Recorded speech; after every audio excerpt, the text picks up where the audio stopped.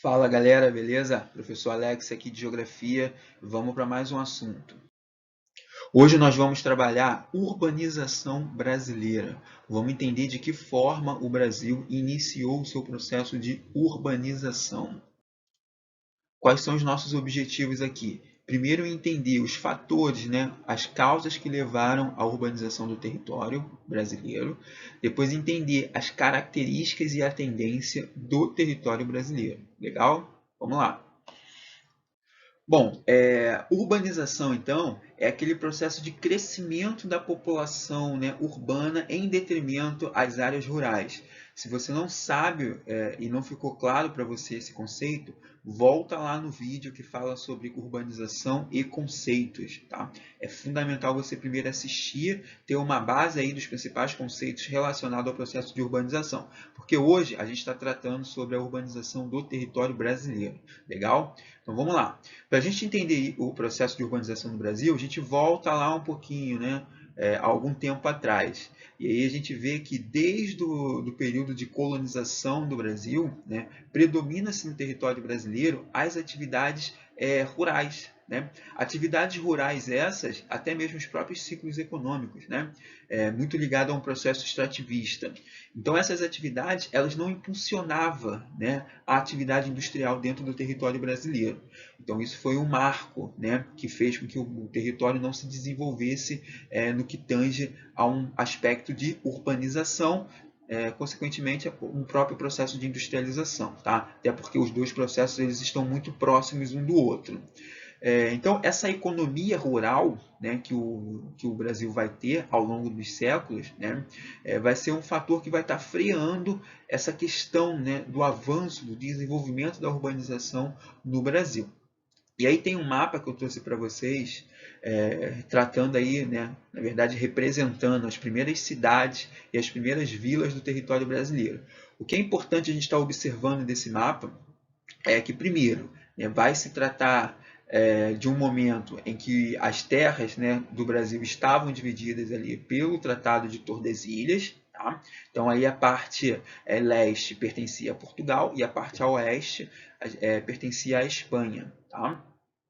Mas o que interessa, na verdade, é você notar que ele traz para a gente a formação ali das primeiras cidades. Claro que cidades ainda de maneira incipiente, né? Na verdade, aglomerações de pessoas. Tá? Então a gente vai ter Natal, Filipéia, Iguaraçu, Olinda, São Cristóvão, Salvador, Ilhéus, enfim.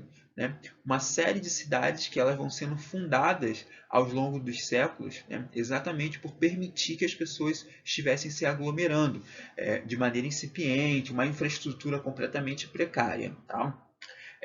Mais importante ainda é você entender que grande parte, né, dessas cidades, e se vocês observarem isso, elas estão ao longo do litoral, né? Completamente ao longo do litoral. Olha só, e isso vai explicar muito do processo de urbanização e do processo de densidade demográfica brasileira. Né? Se você parar para pensar, hoje no Brasil, grande parte da aglomeração urbana, as importantes cidades, elas estão em torno do litoral. Né?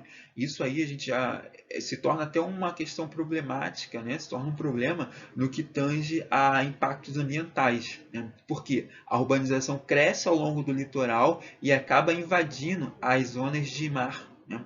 As zonas de mar e as partes marítimas. E aí vira e mexe, vocês veem na reportagem, né? Ou até em noticiários, dizendo que o mar avança sobre o continente. Se você parar para pensar, né, na verdade, é o processo de urbanização que está avançando com o mar. Claro que existem ciclos da Terra, né, onde você tem períodos de maré cheia, período de maré baixa. Né? Então, quando coincide com uma maré alta, o mar vai estar avançando sobre o continente. Então, isso é interessante só para a gente fazer uma relação, né, com o surgimento das primeiras cidades que se deram ao longo do litoral. E exatamente porque o litoral foi a região onde os portugueses chegaram. O litoral foi a região onde começaram a desenvolver as atividades. E aí a gente pode citar o pau-brasil, pode citar a cana-de-açúcar, né? Enfim, o próprio café também, de um certo modo. Legal? Então, muito do que a gente tem hoje, muito da dinâmica atual que a gente tem, se explica aí pela questão de economias rurais, né, ao longo do século. Bom, outro fato importante, né, foram duas dinâmicas que propiciaram e deram um boom no processo de urbanização no Brasil, né? Primeiro foi a própria industrialização, né, a partir da década de 1930. Isso é algo bem interessante, porque é o momento em que o Brasil vai iniciar o seu processo de industrialização pós-crise de 1929, né? Terminado não, na verdade, pouco depois, né? Depois do final do século XIX, meado ali do século XX, o Brasil vai dar o seu boom de industrialização no governo de Getúlio Vargas. E aí veja, quando eu falo de industrialização, o que eu estou querendo dizer é o seguinte: a industrialização ela carece de infraestrutura, né? A industrialização ela carece ali de mão de obra, ela carece de estrada para escoamento, enfim, energia elétrica, uma série de fatores, né, em que vai promover a urbanização da região, tá? Claro que essa urbanização ela vai começar muito forte pelo estado do Rio de Janeiro, né? Sobretudo na região sudeste como um todo. Justamente porque Getúlio Vargas vai criar importantes empresas estatais no seu governo, né? A começar ali pela Companhia Siderúrgica Nacional, em Volta Redonda, depois a gente vai ter a própria Petrobras, no governo de Juscelino Kubitschek, e depois a gente vai ter o primeiro parque industrial, o ABC Paulista. Então veja, todo esse processo inicial de industrialização favorece o desenvolvimento da urbanização, tá? Até mesmo a criação de Brasília, né? Quando o Juscelino Kubitschek tira a capital do Rio de Janeiro e leva lá para o interior do Brasil, ele está levando também infraestrutura, né? Ele deu uma priorização ali pelo modelo rodoviário, então começaram então a construir, né, diversas rodovias, enfim, só para vocês entenderem como a necessidade, né, a necessidade de ter infraestrutura é o que a gente chama aí de um avanço na urbanização, tá? E depois a gente pode citar a própria Revolução Verde, né, na década de 60, já ali no final do governo de Juscelino Kubitschek. O que é interessante é que você entender o que foi a Revolução Verde, tá? Para entender a consequência dela. Porque, na verdade, o que vai motivar o processo de urbanização é a sua consequência. A Revolução Verde ela foi um momento em que os países, né, sobretudo subdesenvolvidos, estavam com problemas de fome. Passavam aí por um agravante que era a fome. E aí os Estados Unidos, né, juntamente com a ONU, promoveram uma ajuda para esses países, né? Eles ofertavam o pacote tecnológico. É claro que isso está muito ligado ao próprio contexto geopolítico daquele momento, que era o contexto geopolítico de Guerra Fria, né? A ideia dos Estados Unidos estar levando e oferecendo, né, promovendo uma ajuda através do pacote tecnológico, era para cessar o avanço comunista do mundo. Então, os contextos geopolíticos ele também tem que estar dentro dessa nossa análise, legal? Então vamos lá. Esse pacote tecnológico nada mais era do que a mecanização do campo, né? As sementes geneticamente modificadas. Ou seja, era você modernizar o campo na tentativa de aumentar a sua produtividade. Legal? Sendo que, quando você tem um processo de mecanização do campo, e aí com certeza você já me ouviu falar isso, né, em algum momento, mas a mecanização do campo é você modificar a estrutura daquele espaço agrícola. Então pensa o seguinte, diversos camponeses que tinham ali dentro do campo, nesse momento, eles vão fazer o quê? Vão ser substituídos por máquinas. É o que a gente chama aí de desemprego, né? Desemprego estrutural. Mudou a estrutura, eu gero uma grande taxa aí de desempregados. E aí aquele trabalhador que não sabe fazer nada além de pegar a sua enxada e plantar, ele vai ter que se sujeitar ao quê? A nada, né? Ele não tem mais nada ali no campo para ele. Os espaços agrícolas do campo, eles vão cada vez mais crescendo, formando grandes latifúndios, né? E aí esse camponês aí que tem uma pequena propriedade não vai conseguir competir com os produtos das grandes empresas, né? Das grandes empresas rurais, ele vai ser expropriado, né? Ele vai ter que vender a sua terra ali para essa grande empresa rural. É claro que tem uma medida que ele pode adotar na tentativa de tentar competir, que a gente vai chamar isso de cooperativas. Ele pode formar cooperativas, juntar ali com diversas outras diversas outros pequenos latifundiários, né, pequenos camponeses, criar uma cooperativa para tentar competir no mercado consumidor. Mas ainda assim é algo muito difícil, né, justamente pela alta rentabilidade que o processo de modernização do campo tem. Tá? Então, qual é a lógica mais sensata, né, vamos dizer assim, que esse trabalhador vai ter? Ele vai seguir em direção aonde ele acha que tem melhores qualidades de vida, aonde ele acha que ele pode encontrar melhores oportunidades de emprego. E aonde que está o emprego nesse momento? Dentro das cidades. Tá? Então a gente começa a ter aí um fluxo de pessoas saindo do campo e indo em direção às cidades. É aquele velho fluxo migratório que a gente chama de êxodo rural. Tá? Então é a partir da Revolução Verde que a gente tem uma intensificação desse fluxo migratório do êxodo rural. Isso vai favorecer que a concentração populacional nas cidades seja muito maior do que dentro dos espaços rurais. E aí a gente pode observar isso nesse gráfico. Né? Essa linha vermelha que vocês estão observando se refere à população rural. Já a linha mais roxa, né, vamos colocar assim, seria ali a população urbana. E vocês podem ver que elas se invertem. Né? Olha lá, o gráfico começa ali de 1940, né? Vamos dizer ali que 1930 dá o pontapé inicial da industrialização, 1940 as coisas já começam a acontecer, e 1950 ali com Getúlio Vargas as coisas começam a se consolidar. Tá? Então veja, observe que a gente, ao mesmo tempo que a gente tem uma queda da população rural, né, a gente tem um avanço da população urbana. E esse avanço ele é contínuo, assim como a queda também é contínua da população rural. Né? Esse gráfico ele mostra exatamente isso, é fantástico. Né?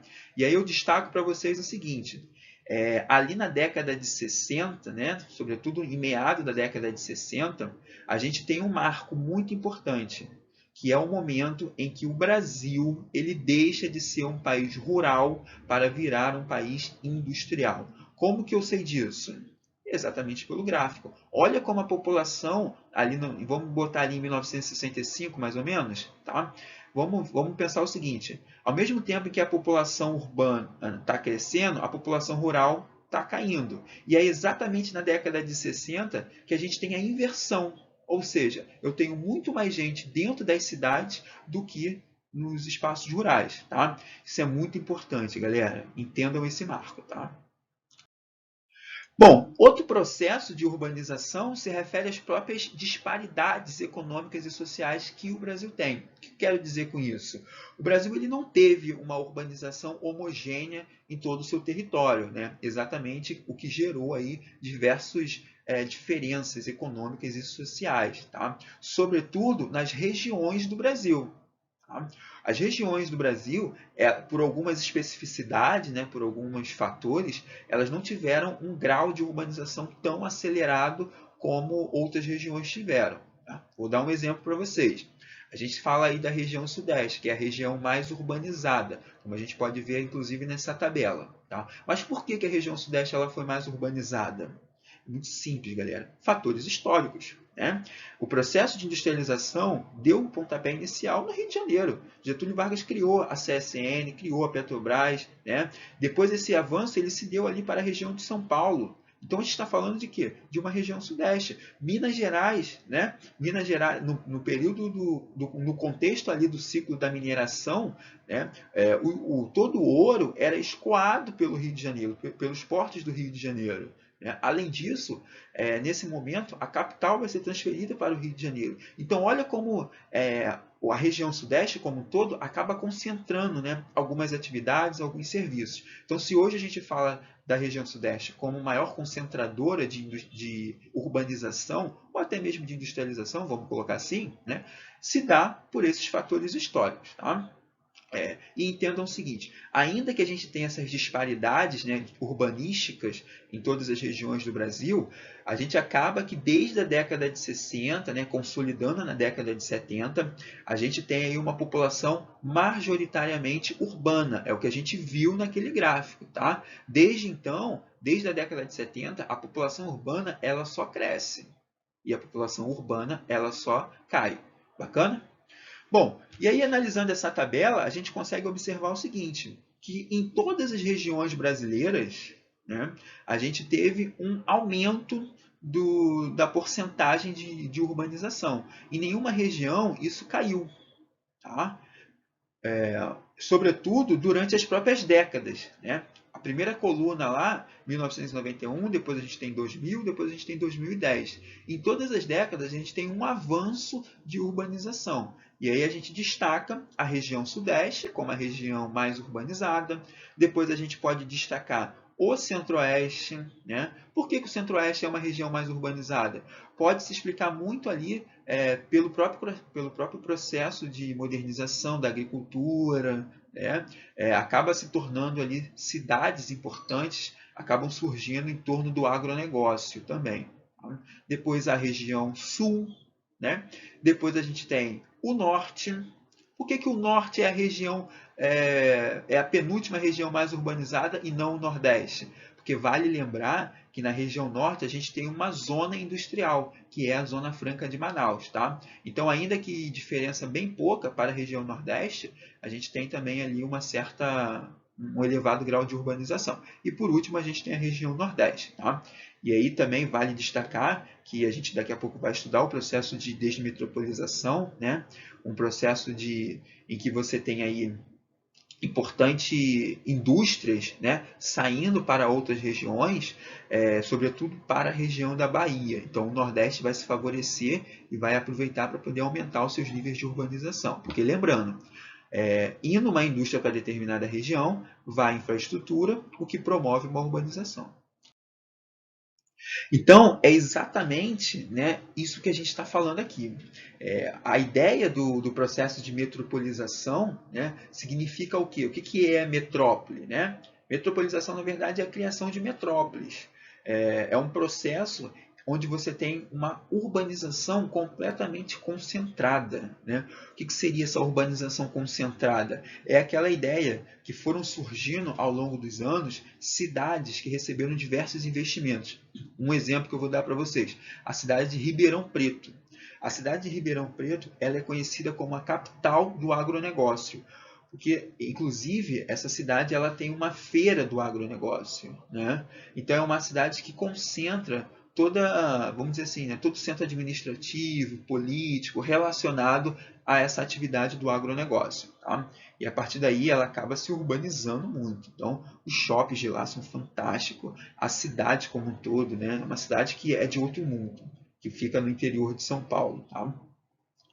Então, esse processo de urbanização concentrada, né, foi se dando em diversas cidades pontuais ao longo do território brasileiro, o que favoreceu o crescimento horizontal dessas cidades. Né? A gente tem dois tipos de crescimento de cidade: o crescimento horizontal, né, que é um processo de espraiamento, né, de expansão urbana, e um crescimento vertical, que é a construção de prédios. E aí a gente já viu que cada vez mais as cidades, a partir da década de 70, elas estão se concentrando, estão sofrendo com um processo de congestionamento, vamos colocar assim, né? E aí não tem mais espaço para todo mundo dentro das cidades. E aí o que eles vão fazer? Vão criar cada vez mais prédios. Né? Por quê? Um edifício eu consigo colocar muito mais pessoas do que uma casa, né? Dentro de um mesmo espaço territorial. Então, esse crescimento vertical ele vai cada vez mais saturar os grandes centros urbanos, o que vai favorecer essa expansão urbana, né? Essa expansão linear. Essa expansão linear, por sua vez, vai criar uma outra dinâmica que a gente chama de conurbação.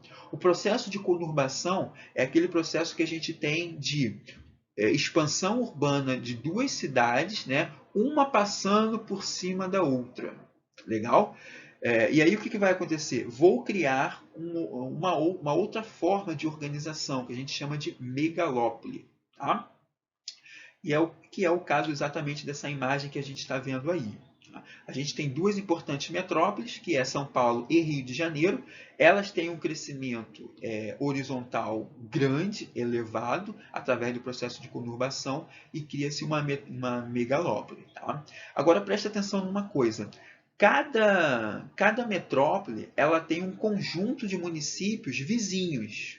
que a gente vai chamar isso de região metropolitana, né? A região metropolitana nada mais é do que um conjunto de municípios que estão ao redor da metrópole e que, de certa forma, favorecem a metrópole em algum quesito, né? Sobretudo por influência econômica. De repente ofertam mão de obra, outro município dá recursos naturais, outro município tem um transporte, enfim, né? O objetivo dessas regiões metropolitanas é exatamente promover uma ajuda mútua, né, entre a metrópole e os seus municípios circunvizinhos, que a gente vai chamar de região metropolitana.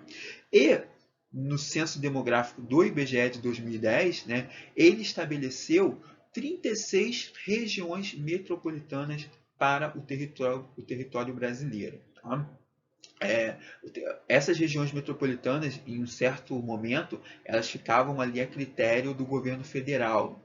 Depois elas passaram ali a um nível mais estadual, tá? O seu nível de organização.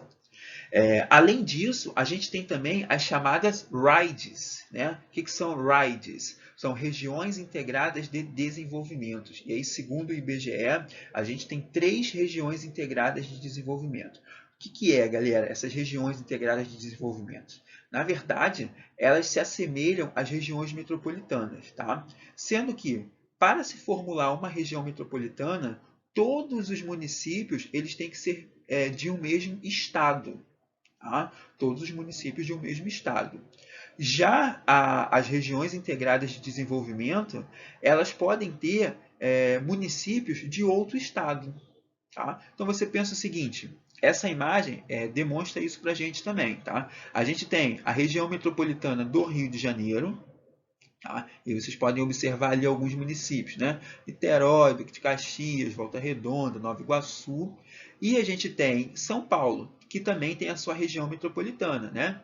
São Bernardo do Campo, Cubatão, Santo André, Mogi das Cruzes, né? Vocês podem observar São José dos Campos, Campinas. Vocês podem observar que tem uma importante rodovia que faz a ligação, que é o Washington Luiz, né? Olha aí como o escoamento, né? O processo rodoviário ele é fundamental dentro desse processo de influência econômica. E aí, as duas regiões metropolitanas, elas acabam, pelo processo de conurbação, interferindo uma na outra. Tá? E aí vai criar o que a gente chama de megalópole, e mais do que isso, vai criar uma região integrada de desenvolvimento. Mas toma cuidado com uma coisa, nem toda megalópole é também uma região integrada de desenvolvimento. Tá? São coisas que parecem ser semelhantes, mas são coisas distintas. Quando a gente fala de megalópole, a gente fala de junção, através do processo de conurbação, de duas metrópoles. Já as regiões de desenvolvimento integradas, elas nada mais são do que se assemelham a uma região metropolitana, porém um dos municípios faz parte ali de outro estado. Tá? É como se você tivesse ali a região metropolitana do Rio de Janeiro, mais o município de Mogi das Cruzes, em São Paulo. Aí eu criei uma região integrada de desenvolvimento. E qual é o grande objetivo, né, de criar essas regiões? Primeiro, e talvez seja o único fator preponderante, né, dinamizar a economia. O objetivo sempre é esse, tá? Dinamizar a economia e contribuir, de certa forma, com alguma desigualdade social, né? Promover aí ações que melhorem as condições sociais da população, né? Sendo que tudo isso carece, na verdade, de uma necessidade para um planejamento urbano integrado, tá? Isso é fundamental. O que eu quero dizer? Para ser um exemplo mais prático para vocês. Pensa o seguinte, Búzios, Arraial do Cabo, né? Ambos os municípios, sobretudo mais Arraial do Cabo, né? Para você chegar a Arraial do Cabo, você precisa passar por Cabo Frio, né? Não necessariamente, eu sei, mas a sua principal entrada passa pelo município de Cabo Frio. E aí o que adianta Arraial do Cabo ser um município completamente urbanizado e Cabo Frio não ser? Então, a falta de um planejamento urbano integrado, né, gera essas desigualdades que a gente tem dentro do território. É fundamental que tenha um planejamento integrado. Urbaniza Cabo Frio, urbaniza Arraial do Cabo, urbaniza Búzios também, tá bom? Isso é fundamental. Bom, Vai chegar no momento que a gente começa a falar de uma desmetropolização, né? Ou seja, começa a ocorrer o processo inverso, uma vez que os grandes centros urbanos eles estejam completamente saturados, né? E aí saturados que eu estou querendo dizer é o seguinte, são aqueles problemas urbanos que vocês conhecem, congestionamento, falta de mobilidade, preço do solo caro, mão de obra muito cara, né? Enfim, tudo isso vai favorecer o crescimento econômico das cidades médias. O que são cidades médias? Né? É um conceito para definir cidades do interior que apresentam melhores condições, né? Melhores condições de produção, melhores qualidades de vida, como Cabo Frio. Né? Cabo Frio, Macaé, são categorizados aí como cidades médias. E aí o que vai acontecer? Grande parte das indústrias, né, das empresas que estão nos grandes centros urbanos, ao ver o crescimento das cidades médias e ao ver a situação dos problemas urbanos nos centros urbanos, começam a dispersar as suas indústrias. Isso a gente vai chamar de desconcentração industrial, né? O que favorece também aí um processo de urbanização, né? Claro que as cidades médias elas já apresentam um grau de urbanização, sendo que com a chegada dessas indústrias pelo processo de desconcentração industrial, favorece cada vez mais a urbanização. Tá? E aí a gente pode citar duas exceções, que é Manaus e Brasília. Né? São duas metrópoles que a gente tem no território brasileiro que ainda assim apresentam um crescimento, ainda que seja um crescimento pequeno, tá? Mas ela continua crescendo. Legal? Bom, logo, esses centros urbanos, né, que passam pelo processo de desmetropolização vão cada vez mais se especializar no setor terciário da economia. O que é o setor terciário da economia? É aquele setor característico das atividades, né, de serviços, né, comércio, sobretudo. Tá? E vão também se destacar como centros administrativos e tecnológicos, ou seja, por mais que você tenha uma indústria saindo do centro urbano e se localizando, né, numa cidade média, o centro administrativo, né, e tecnológico dessa empresa está no centro urbano. Um exemplo clássico para vocês é o que a gente vivencia, né? Macaé, por exemplo. Macaé tem um aporte tecnológico ali muito forte da Petrobras, né? Foi eleita a capital do petróleo e tudo mais.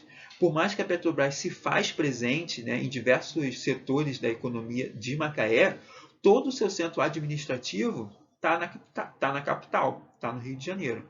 Tá? Então,